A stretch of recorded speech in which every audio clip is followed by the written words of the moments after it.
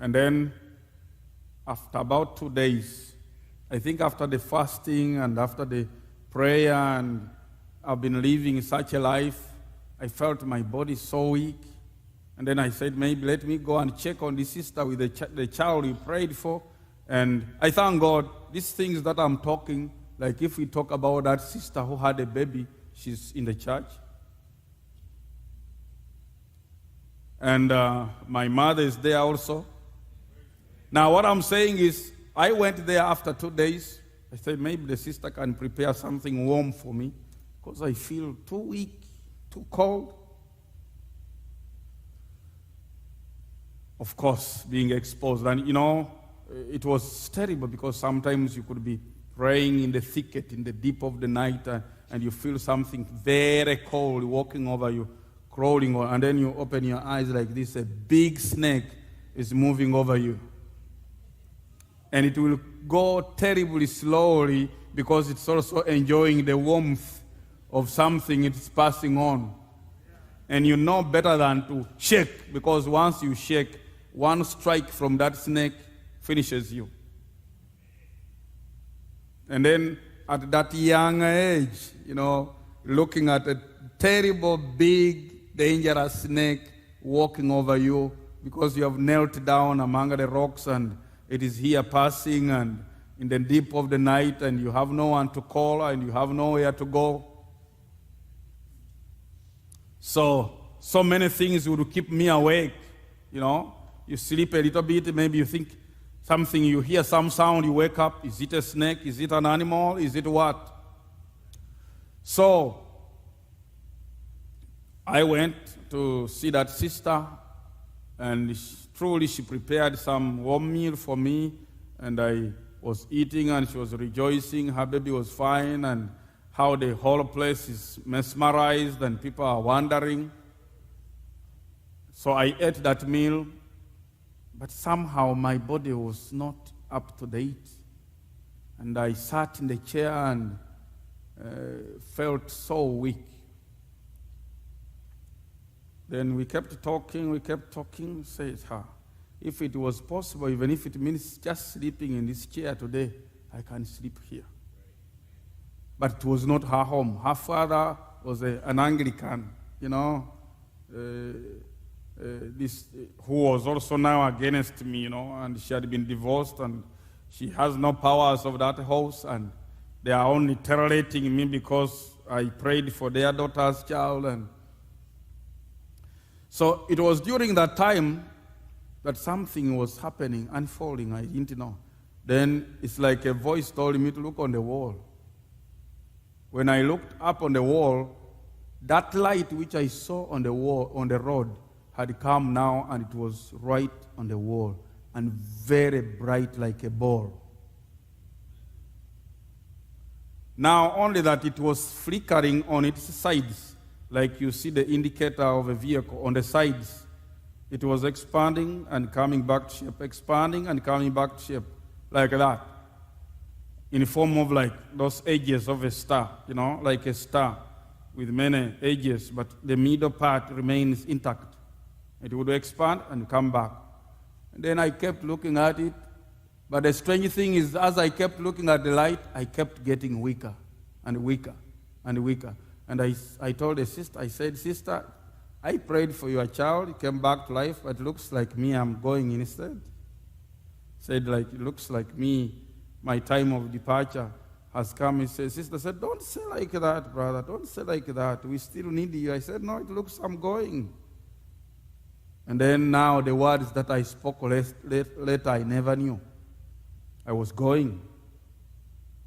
And as the light was on the wall, I kept looking at it, and now I was no longer able to look at it. It's like something that came like just, I blanked out, and then I had like you have thrown down something, boom. Then maybe that was the stopping of my heart or something. And then the next time, I found myself in a certain dimension, and I was looking at my body on the chair. I said, oh, isn't that me? That is me. But here I am. So God has called me home. I was very happy. I was very happy. But I looked at my body, not very far from where it was, for some time. Then it was like my attention was drawn elsewhere, and just I disappeared from the scene here. And then I could hear like people were singing somewhere, and I wanted to reach where they were singing. And then a voice, I said, when I felt somebody, like somebody was near me, I said, Lord, thank you for calling me home. I've really suffered. And then the voice said, this is not your time.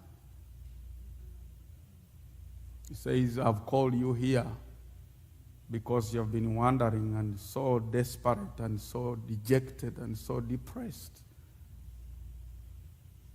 But I'll call you here to tell you my purpose in your life. And after this, you're going back. I said, Lord, please don't mention that. I don't want to go back again. He never answered anything around that. So he only told me, you are going back, you'll come back, but not now. You're going back, and you're going to do 5 things. He said this, and this. He said, never tell them to anybody.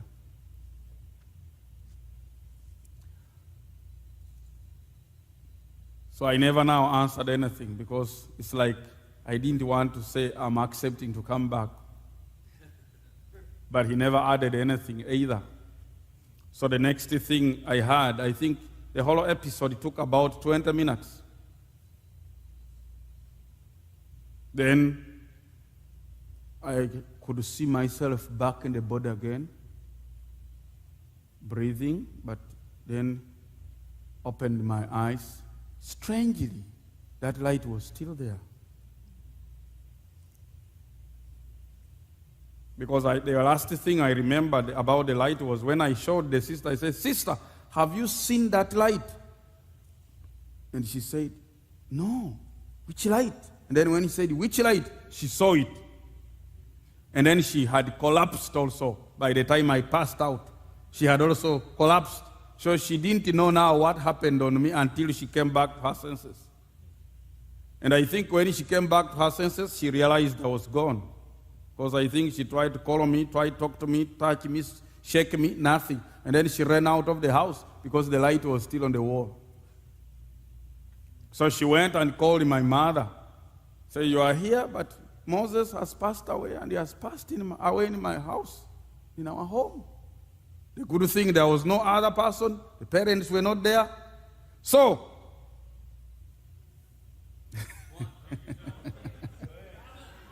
what happened was that I could hear now when I came back to my senses. I looked at that light, as big as that clock that is there. That was the size. I looked at it, and after some time, it disappeared slowly. And I could hear my mother crying in the background, because the other sister had gone to call her that your son has passed away in my house, in our home. But all of a sudden, I felt strong. I just could now pull my hand, pull my legs. Everything was fine. I just stood up like nothing has happened and walked out of the room. I didn't want now the mother to come and find me here. So they came crying only to reach the house. I'm not there.